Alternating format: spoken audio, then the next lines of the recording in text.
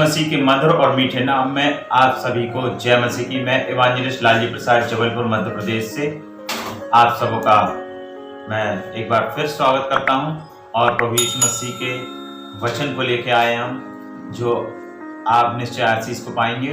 बुद्धिमान व्यक्ति कौन? बाइबल हमें बताती है, इसलिए जो कोई, प्रभु यीशु मसीह बोलते हैं, इसलिए जो कोई मेरी ये बातें सुनकर उन्हें मानता है वह उस बुद्धिमान के समान है जिसने अपना घर चट्टान पर बनाया है। आंधी आई, तूफान आई, बाढ़ आई और उससे टकराई, वह नाश नहीं हुआ। परंतु जिसने अपना घर बालू पे बनाया है, आंधी आई, तूफान आई और वह ढह गया, सत्यानाश हो गया। मेरे प्रियो, आइए हम देखेंगे नीति वचन उसका 6 से हम पढ़ेंगे। बाइबल हमें बताती है, हे आलसी, चींटियों के पास जा और उनके कामों पर ध्यान दे और बुद्धिमान हो। उनके ना तो कोई न्याय होता है, ना प्रधान और ना प्रभुता करने वाला, तो भी वे अपना आहार धूप काल में संचय करती हैं और कटनी के समय अपनी भोजन वस्तुएं बटोरती हैं। हालेलुया।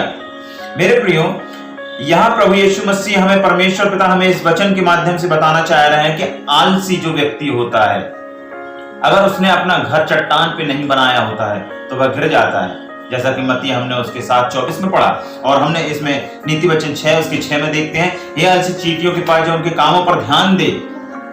चींटियों से हमें प्रभु सिखाना चाह रहे हैं, बताना चाह रहे हैं कि चींटी जब धूप काल रहता है वो जगह जगह निकलती हैं और अपनी भोजन वस्तुओं को बटोर लेती है। जब बरसात का सीजन होता है, वह कहीं चीपों में, कहीं पत्थरों की दरारों में, कहीं अंदर छुपी हुई पाई जाती है और अपने भोजन वस्तु को बटोर लेती है। वैसे ही हमें परमेश्वर बताना चाह रहा है।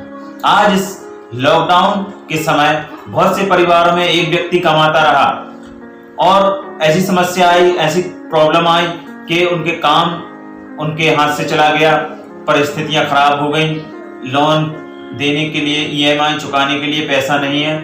ऐसी मतलब कई तरह की हम सुनने में हमें आ रहा और ये हम देख रहे हैं आज की परिस्थितियों को। मेरे प्रिय भाइयों, बाइबल हमें बताती है, अगर परिवार में अगर 5 लोग भी हैं और एक व्यक्ति कमा रहा है तो बड़ी दुर्भाग्यपूर्ण बात है। अगर 5 लोग हैं और समझदार हैं, सब योग्य है, काम करने योग्य, अगर वो सब मिलकर काम करेंगे, जिस प्रकार चींटी एक काम को सब मिलकर काम करते हैं, परमेश्वर हमें चींटियों से बुद्धिमानी के बारे में सिखा रहा है। तो अगर सब मिलकर काम करेंगे और सब लोग काम करने के लिए अगर आगे बढ़ेंगे तो उस घर में तंगी कभी नहीं हो सकती, उस घर में परेशानी नहीं हो सकती, क्योंकि परमेश्वर उस घर पे, परमेश्वर का अनुग्रह होगा और वो आशीष और फलवंत होंगे। मेरे प्रियो, बाइबल हमें और आगे बताती है, हे आलसी, तू कब तक सोता रहेगा? तेरी नींद कब टूटेगी?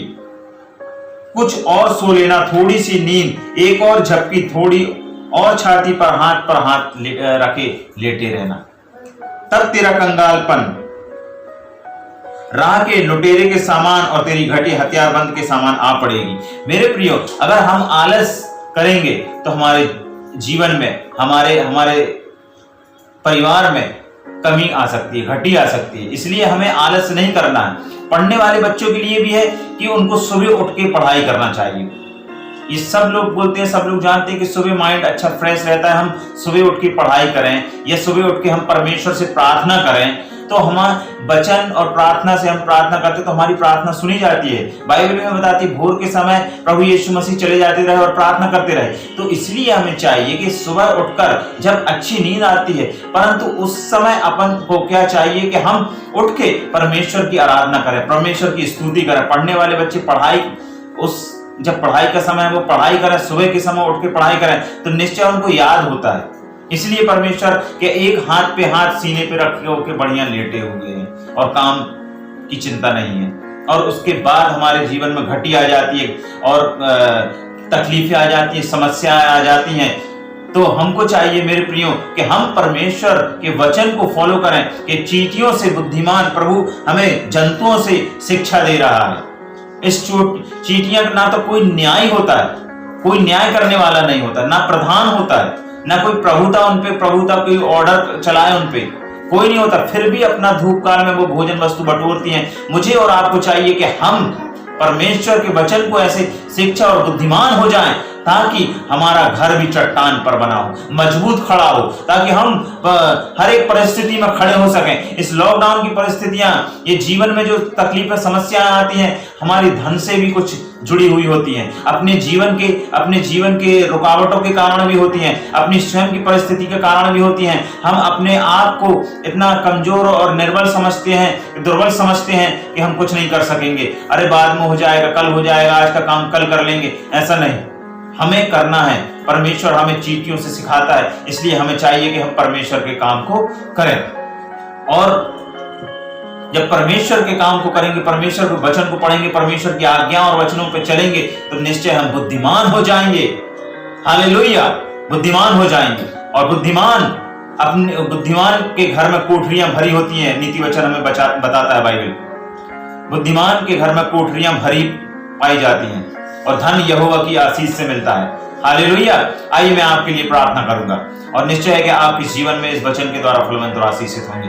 मेरे सर्वशक्तिमान और सामर्थी परमेश्वर पिता, मेरे भाई बहन जो देख रहे हैं प्रभु जी, जो सुन रहे हैं प्रभु जी, प्रभु उनके जीवन में अद्भुत आश्चर्य कर्म होने पाए प्रभु जी, उनके वो जीवन में बुद्धिमान और सामर्थी हो जाए प्रभु जी, बलवंत हो जाए प्रभु जी, उनको ज्ञान और प्रवीणता उनके जीवन में आ जाए, क्योंकि तेरा वचन नीति वचन 2:6 बोला है प्रभु आपने, क्योंकि बुद्धि यहोवा ही देता है, ज्ञान और समझ की बातें उसी के मुख से निकलती हैं, परमेश्वर के मुख से निकलती हैं। मेरे भाई बहनों के जीवन से भी निकले और वो प्रभु जी अपने आप को प्रभु ऐसा कर ले, उनका जीवन उनका एक चट्टान पे खड़ा हो, ताकि कोई भी मुसीबत, कोई परेशानी आए, वो यीशु के नाम से ढा दी जाए, गिरा दी जाए, और प्रभु उनके जीवन में हर प्रकार की सफलता, हर प्रकार की आशीष उनके जीवन पे होने पाए। प्रभु जी सारी महिमा और सारा आदर प्रभु यीशु मसीह सिर्फ और सिर्फ हम आपको देते हैं, और इन भाई बहनों को जो देख रहे हैं प्रभु, इनके जीवन में फलवंत होने की आशीष को हम कहते हैं। प्रभु सब बातों के लिए धन्यवाद करते हुए विनती यीशु मसीह के नाम से मांगते हैं,